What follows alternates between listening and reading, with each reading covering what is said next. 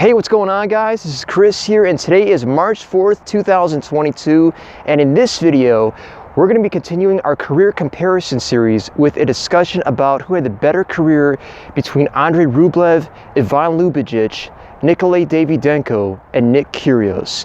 Now, before we get into this topic, I'd like to encourage you guys, if you're new to this channel, to please take a minute and hit the subscribe button down below. That'll keep you notified of any time we release additional content like this. And of course, if you enjoy videos like this, then please be sure to share this video with your friends. All right, guys, without further ado, let's get into it.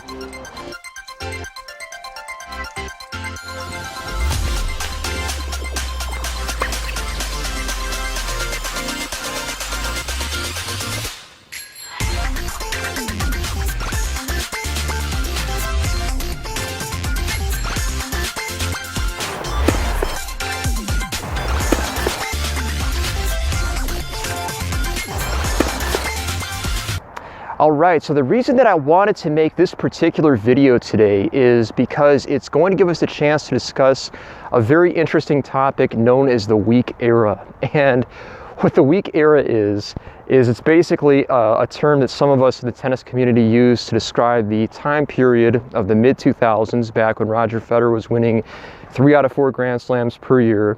And really the reason that it's called that is just because it was only Federer and Nadal that were winning the Grand Slams back then. Well, I guess Marat Safin was able to win one, but you kind of get the idea. So the premise behind the weak era is that it was this time where there were 2 guys who were dominating the game. And now if we flash forward to 2022, we have kind of a similar situation, only it's Djokovic and Nadal who are winning pretty much everything. And these next gen guys are really struggling to kind of get on the board and make a name for themselves. Daniil Medvedev was able to do it last year at the US Open, but so far he's been the only one to manage to win a Grand Slam amongst this next gen group.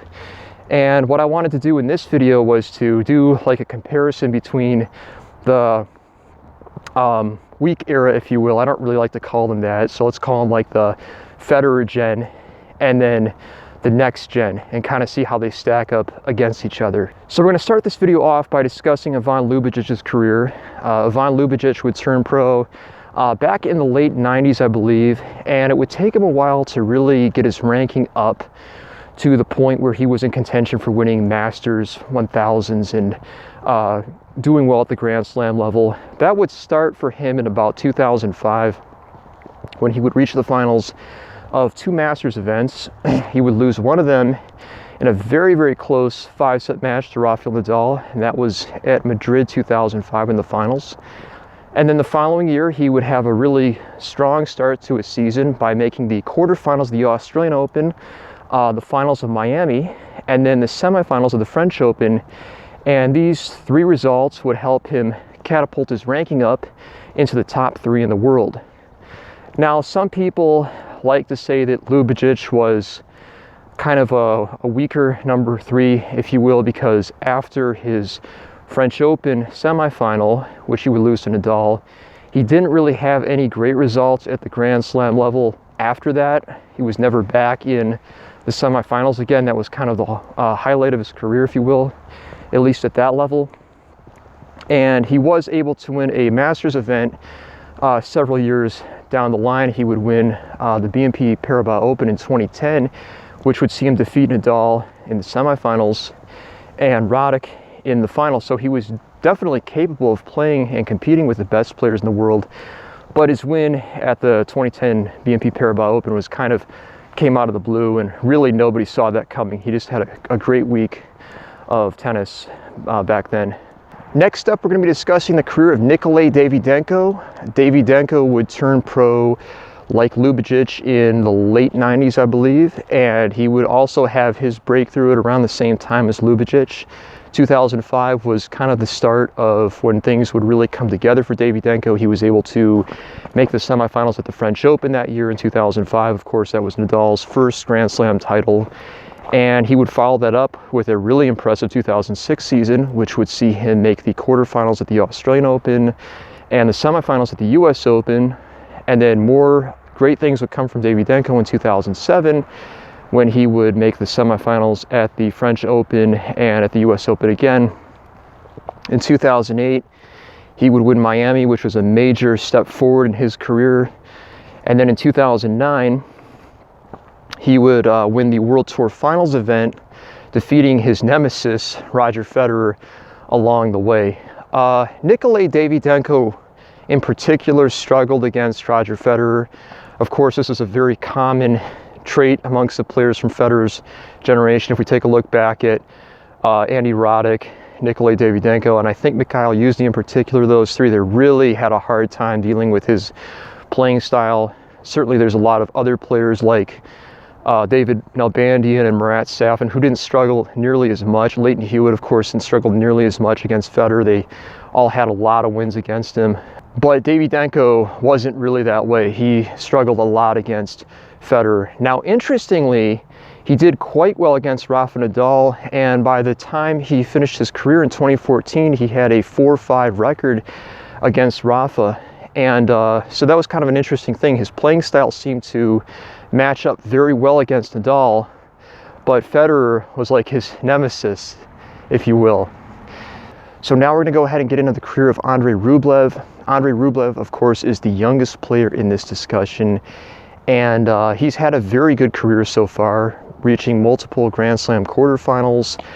He's also won some ATP 500s. He has a very consistent baseline game. He's a very strong hitter, but he doesn't have the finesse game that allows him to, kind of like what Federer has, that allows him to really take things up another level. He's a little bit too reliant on his consistency from the baseline, I feel, to be a major threat at the Grand Slam level. Now that could change going forward, and he's certainly young enough to keep getting better and to have better and better results. I really do think that Andrey Rublev at some point is going to win the Masters 1000s, possibly even a Grand Slam. I wouldn't be surprised if he's able to do that at some point, or more, potentially. But I would say at this point he's had a pretty solid career, but not really a standout career up to this point. And then we're going to talk about Nick Kyrgios, everybody's favorite player. And with Nick Kyrgios, Nick's had a very interesting career. He started it off extremely well by making the quarterfinals at Wimbledon in 2014, where he would defeat Rafael Nadal, and Nick at the time was only 19 years old. He would then follow that up by making the quarterfinals at the Australian Open in 2015. Again, he was 19 at the time, and he would lose, I think, to Andy Murray at the Australian Open 2015.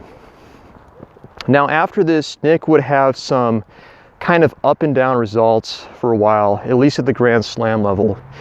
2015 would see him lose at least one time in the first round. I think that was at the US Open.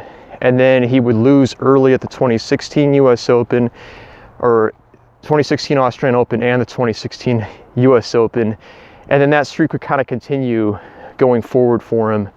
The biggest win that Nick Kyrgios has had up to this point has been his Australian Open doubles title. But since we're only focusing on the singles side of things in this video, I'll just probably say that his biggest win would be maybe the Marseille title that he won back in 2016, or the Washington title that he won, I think, back in 2019. He hasn't really had anything bigger than a 500 that he's been able to win. He did make a Masters 1000 final back in 2017, I think it was, that he lost to Grigor Dimitrov. But that's really been the height of Nick Kyrgios's career. So if I had to give like an assessment of his career, I would say it's been good, but maybe a little average, especially considering how much publicity Nick has had and how much hype he's had. It's not really super amazing. Like if I took Marcelo Rios, for instance, is another really good example of a player that had just tremendous talent, but couldn't quite get it done at the top level. I think Rios, it's fair to say, had a much better career than Nick Kyrgios has had to this point, at least. So if I had to rank these players from who I think had the best career to who I think had the worst career, in fourth place I would have to put Nick Kyrgios. He's the only player on this list to not really have a big title, meaning something beyond an ATP 500. He's also had very inconsistent results at the Grand Slam level, you know, making a lot of second round and third round appearances as opposed to consistent quarterfinals and semifinals. And again, just really the lack of having a big singles title kind of hurts him a little bit. So I would put him in fourth place.